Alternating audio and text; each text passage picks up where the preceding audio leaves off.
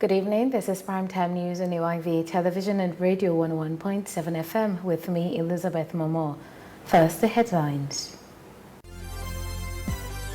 President Bill declares a national emergency on drug and substance abuse. It is my solemn duty as your president, acting on the powers conferred on me by the Constitution, to declare a national emergency on drug and substance abuse.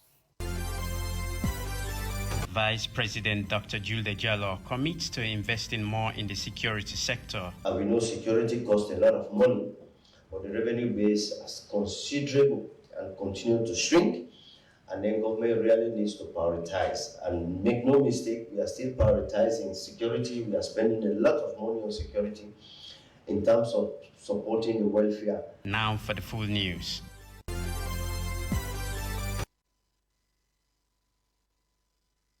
Now, Vice President Dr. Mohammed Julde Jallo has assured the security sector of their progress in providing a new generation of military barracks aimed at fostering cohesion and discipline among the forces, emphasizing the expansion of homegrown training for security officers, particularly within the police force. Dr. Julde Jallo made these remarks at the opening of a two-day security study day organized by the Office of National Security, ONS, in Freetown. Emmanuel Mbewa brings us more on this story. The two-day study day for leaders of the security sector, organized by the Office of National Security (ONS), aims to reflect on their successes, challenges, and next steps for improving effective national security for Sierra Leone. While speaking at the event, Vice President Dr. Mohammed Julde Jallo emphasized the unwavering commitment of the security sector and highlighted areas for improvement with government support. We know security costs a lot of money, but the revenue base is considerable and continue to shrink. And then government really needs to prioritize. And make no mistake, we are still prioritizing security. We are spending a lot of money on security in terms of supporting the welfare. You know, the ONS Director General just made mention of the increase in salary and also the increase in investment of capabilities, particularly mobile capabilities and communication capabilities for the security sector. Mobility and communication takes a lot of money we are spending. And we are also trying to spend additional money to build new generation of military barracks, because we know that only 23% of the RSLAF are lodged in barracks. And you can only create cohesion and discipline within the force when you get all the forces within the. We are thinking about that. And make no mistake, we are working on that. We now have designs. We are looking for the resources. Also encouraging the improvement of human resources within the Sierra Leone Police, Dr. Julde Jallo urged the sector to expand their homegrown training programs with the involvement of professional and seasoned personnel. In terms of human resources, what I want to also advise is that given the kind of wealth of experience and knowledgeable people we have within Sierra Leone, we can also emphasize and expand homegrown training. I see that we can do homegrown training. I'm very happy that in the last couple of years, the police created, you know, the academy there. But we need to expand. We can expand homegrown training. We have sufficient people here. There are a lot of people in this country that go out to give training. Commending the work of the security sector, National Security Coordinator for the Office of National Security appealed for continued dedication to their duties. Let us continue to work as a team, and through the rhythm of coordination, cooperation, and collaboration, harness our strengths and consistently try to develop those areas in which we believe we are not so strong. In a democratic society, capacity building and professionalism among security officers are imperative for safeguarding citizens' rights, promoting accountability, and maintaining public confidence. Emmanuel Mbewa, AYV News, Freetown. Malador Associates Sierra Leone Limited, which deals in petroleum products, has distanced itself from recent social media rumors claiming the arrest of its chief executive officer, Mr. Aliyu Malado, for alleged involvement in fraudulent activities, including the delivery of services such as visas and immigration assistance. Now, the petroleum company states that such rumors are untrue and advises the public to avoid engaging with individuals claiming to offer such services while posing as staff members of Malado Associates Sierra Leone Limited. Additionally, the petroleum company clarified that the individual reportedly arrested is the CEO of Malado Company Limited, not their petroleum company. The company further wished to inform the public that it had issued a disclaimer in October last year, which was published in major newspapers, radios, and television stations, amongst others. Members of the public, including bloggers, are therefore advised to stop sharing misleading information that tend to tarnish the hard-earned reputation of Malado Associates Sierra Leone Limited. Now, away from that, the Freetown City Council recently convened a consultative meeting with stakeholders to address the issue of Kush consumption in the county. According to Yvonne Akisoya, the mayor of Freetown, Kush has a detrimental impact on the youth population, revealing that they've recovered over 150 bodies of Kush victims in the past 8 months on the streets. This was disclosed during an interview with AYV. Here's a story compiled by Fabian Simbo, which was read in the studio by Edima Conte. The battle against illicit drugs, particularly Kush, has posed significant challenges over the years, negatively affecting countless lives and leaving many youth in dire health conditions. Recognizing the severity of the situation, the president of Sierra Leone has declared Kush a health emergency. In response, the Freetown City Council, along with other organizations, organized a consultative meeting to address this pressing issue. The mayor of Freetown discussed with AYV the interventions planned to combat Kush intake, highlighting the alarming number of Kush-related deaths on the streets recorded by the council in the past 8 months. I've had mothers come here crying and telling me that their kids who were full of potential are now dropouts, and they don't know what to do. So there's a whole sort of work stream and thought process around what can we do to support families through this? What can we do to encourage families, so that they can take action, help them through the journey. Based on the data that we have here, over the last 8 months, we've collected roughly 150 bodies in 8 months. And like I said, we were here, and that number, so you can, I think it kind of has been ramping up. So the number in a week was lower, and now it's higher. And as some of you were here this morning, when one of my colleagues came into the room to say that there are 3 more bodies on the ground, in the city, and they needed fuel to go and collect them. Participants at the meeting shared insights gained and emphasized its importance. I've learned a lot. Today I've learned that the formalin and some of the products they normally use in mixing the Kush. I've also learned that Kush is not a powder, but it's a leaf, and it's being used and being blended with different chemicals, and that's the reason why it makes it so unbelievable for people to survive 2 or 3 years after, after being a person that is smoking Kush. I've learned that we, the community people, need to come together to have a drug-free community. And as someone who is one of the partners of this engagement, it is our responsibility to put efforts together to have a drug-free society. Kush, an illicit drug, continues to wreak havoc on the lives of numerous youth, warranting serious attention. Edima Conte, AYV News, Freetown. AIG Sylvester Koloma, Regional Commander of Freetown West, has revealed that the Sierra Leone Police has apprehended 3 armed robbers who were caught robbing at 2 undisclosed residents in Freetown. Now, to reduce the rate of armed robbery in the county, AIG Koloma called on the Commission on Small Arms to heighten their supervision in controlling the proliferation, illicit possession and use of small arms and light weapons in the county. Edima Conte again.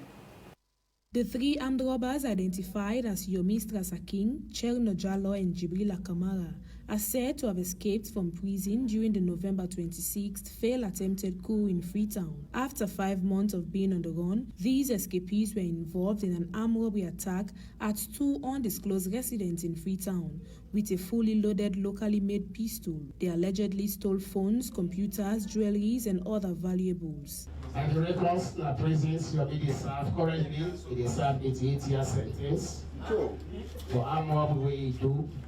Some years ago, in the Batos community, the Holland, the trial, they sentenced them to 88 years imprisonment.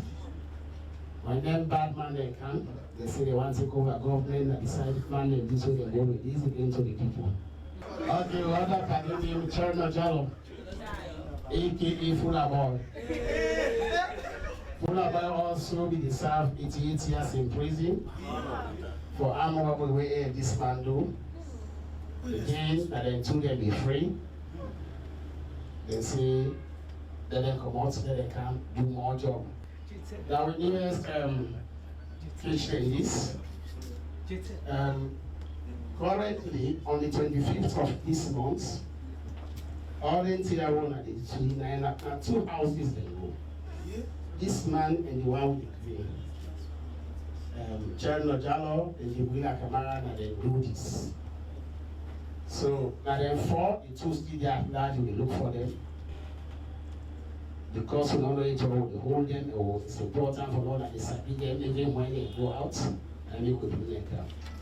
So they go to 2 places them and not there for sure that the victim is there. But now 1 man and 1 woman they host. That the man informed this Z phone, and some other phone they went and thief. And the woman you don't phone this.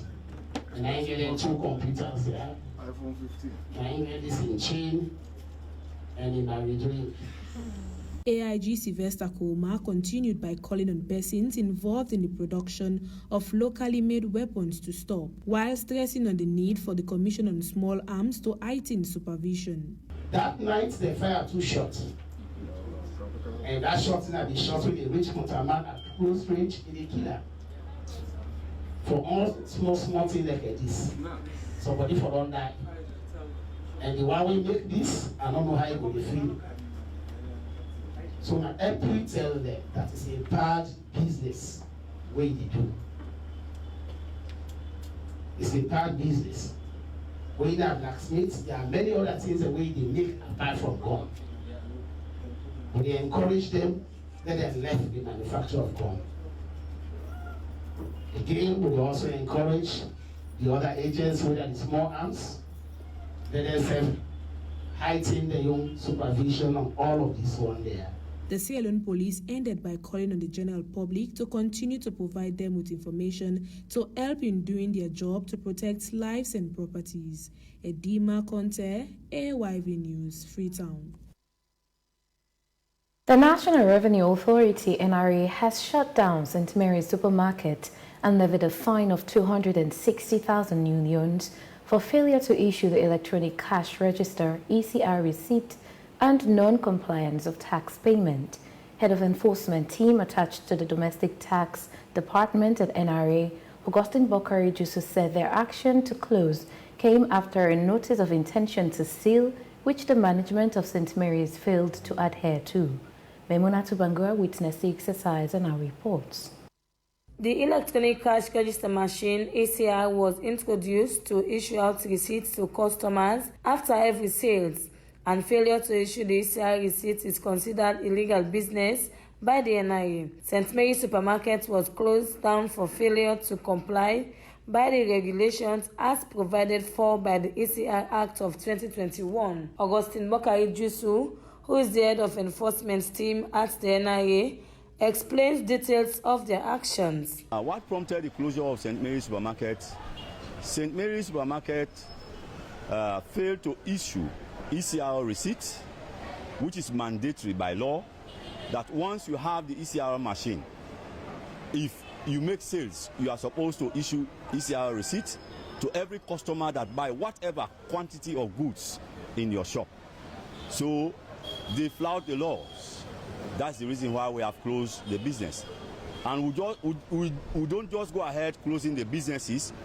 We sent a letter of notification to them. We call it notice of intention to seal. And there is a time bound stated in that notice of intention to seal. And since they failed to adhere to that notice of intention to seal, that brought about the sealing order. When you fail to issue ECR receipts, there is a fine of 10,000 leones, which is 10 million old leones, 10,000 leones, new leones.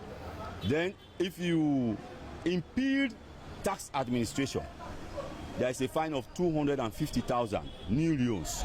Old leones is 250 million. So the total amount that we close St. Mary's Supermarket for is 260,000 new leones. He further talks on NRA's plan to implement the laws on business people that are non-compliant to the tax law, while calling on them to do the needful. We have plans to close other businesses who are flouting the laws. Businesses that are not using the ECR machine is against the laws of Sierra Leone. That is why we held a workshop with all the businesses concerned, and we educated them how to use the ECR machine. So we are expecting them to use the ECR machine. If you are not using the ECR machine, then you are cheating the government. All taxpayers are notified about ECR machine. That is why we took our time to distribute the ECR machine, and all of them have the ECR machine. And every now and then, there are notices coming out. We have a unit we call PIT, which they are responsible for public awareness of paying taxes. And every now and then, they are sending notices in the media, by email, whatever means, in newspaper, educating taxpayers to pay their taxes, to pay their GST, to issue ECR. Memona Tubangua, AYV News, Freetown. President Dr. Julius Maada Bio has announced a national emergency on drug and substance abuse, particularly addressing the grave threat posed by the synthetic drug known as Kush. Stressing the urgent need for collective action, President Bio emphasized that combating the Kush epidemic requires the unified efforts of all Sierra Leoneans. This declaration came during his national address in response to the escalating crisis of Kush in the country. Salifuchono Kamara reports. Sierra Leone is currently grappling with the alarming surge of the synthetic drug Kush, especially among its youth population. President Bio highlighted the existential danger posed by drug and substance abuse, singling out Kush as a destructive force jeopardizing the future leaders of the nation. He urged unity in confronting this plague, emphasizing that the Kush epidemic transcends class, ethnicity, gender, or religion. As your president, acting on the powers conferred on me by the Constitution, to declare a national emergency on drug and substance abuse.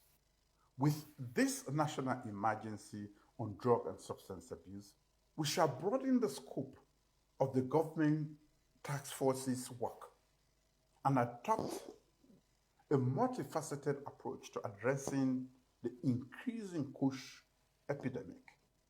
Our fight against Kush should be a collective effort, which is why I have directed the setting up of a national task force on drugs and substance abuse, with a particular focus on combating the rising Kush crisis.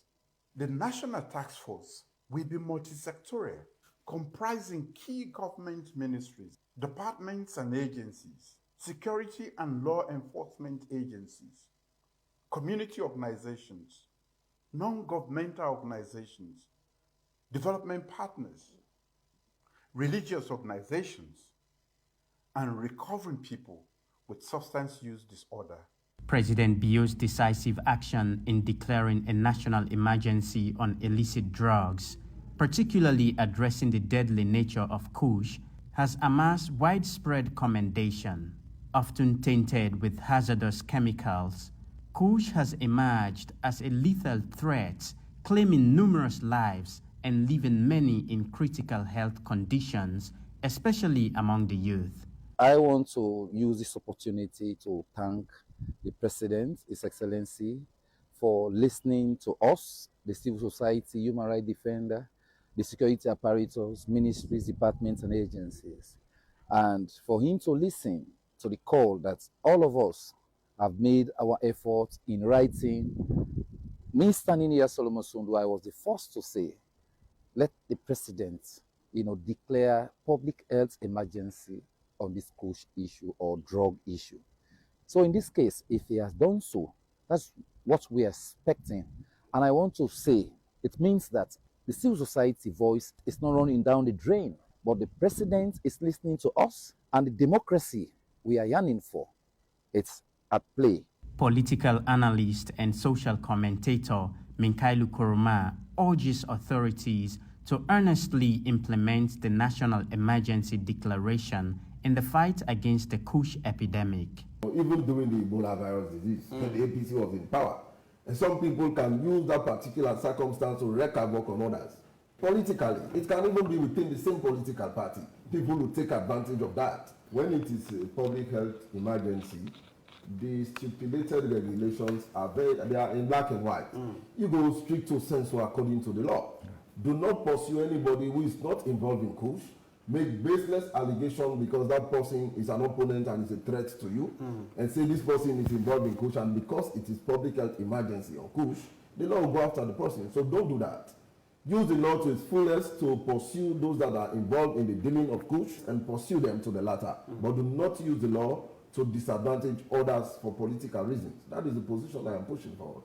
Given the gravity of the situation, senior journalist and BBC correspondent in Sierra Leone, Umaru Fofana, stresses the necessity for a comprehensive and robust action plan to effectively combat Kush and drug abuse. We have to have a health plan.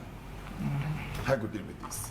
We need a health plan on how to deal with this, along with plans for social welfare, youth empowerment, and civic engagement to raise awareness and involve communities. In my opinion, the impact of substance abuse, particularly Kush, surpasses that of COVID in Sierra Leone. Despite the statistics, COVID did not have a profound impact on us. With COVID, we had epicenters in different areas, but for Kush, the whole of Sierra Leone is the epicenter. It's everywhere. Just because outsiders aren't leading the fight doesn't mean we are absolved from taking charge. No means we will not for lead them by ourselves. President Bio issued a serious warning to individuals involved in the drug trade, asserting that the law will be enforced against offenders. The devastating impact of this potent substance claiming the lives of countless youths underscores the urgent need to address its origin, composition, and consequences. The fight against Kush is paramount to safeguarding the future generation of Sierra Leone. Salivu Charna Kamara, AYV News. This is Primetime News on AYV TV and Radio. We'll be back with more stories after this break.